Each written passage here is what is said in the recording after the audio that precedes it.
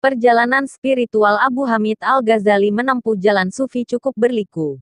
Al-Ghazali mengakui, perjalanannya menempuh jalur sufi itu memerlukan waktu yang sangat panjang, termasuk dalam menelusuri berbagai macam aliran yang mengklaim diri mereka paling benar. Hampir setengah dari usianya, dia habiskan untuk mencari dan menyelidiki semua aliran yang berkembang itu. Dalam Al-Munshiz min ad-Dalalal, dia mengungkapkan kisahnya itu. Sejak muda, kurang dari 20 tahun hingga lebih dari 50 tahun kini, tidak hentinya aku menyelami samudera luas ini.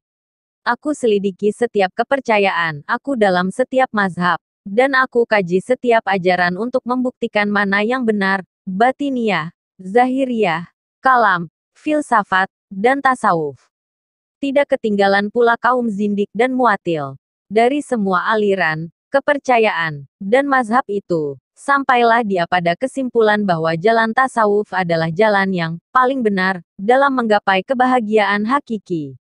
Yang dimaksudkannya dengan paling benar adalah jalan yang ditempuh sufi dengan jalan pengalaman atau merasakan lezatnya beragama, menikmati pertemuan, dan kedekatan dengan Allah SWT.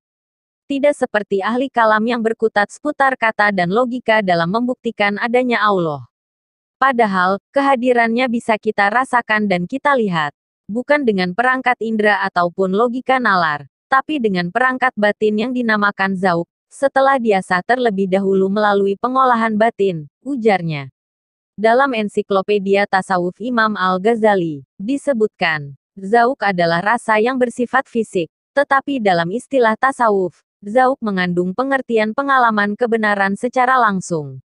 Dalam konteks ini, zauq mengandung pengertian sama dengan pemikiran atau kebijaksanaan yang berasal dari bahasa Latin sapere yang utamanya bermakna merasakan, dan mengalami perluasan makna membedakan dan mengenali. Menurut Muhammad Solihin, dalam bukunya Sufisme dalam Islam, zauq juga bermakna kenikmatan, yakni nikmatnya berdekatan dengan Allah melalui pengalaman batin. Dalam istilah ini, Solihin menyamakan zauq dengan ekstase. Perlu diketahui, sebelum menjadi sufi, Al-Ghazali adalah seorang guru besar di Universitas Nizamiyah. Dia juga pemikir, filsuf, ahli kalam, ahli fikih, dan ilmu-ilmu yang lainnya. Dan justru, karena ilmu-ilmu itu tidak memberikan manfaat terhadap batinnya, maka Al-Ghazali memutuskan untuk mempraktikkan ilmunya itu dengan jalan meninggalkan seluruh aktivitasnya untuk beribadah kepada Allah SWT dan melakukan uzlah. Dan setelah menulis kitab besar yang diberi nama Ihya Ulum ad-Din, Al-Ghazali pernah melakukan uzlah selama 120 hari. Pada saat itulah beliau mendapatkan ilmu kasif yang terkenal itu.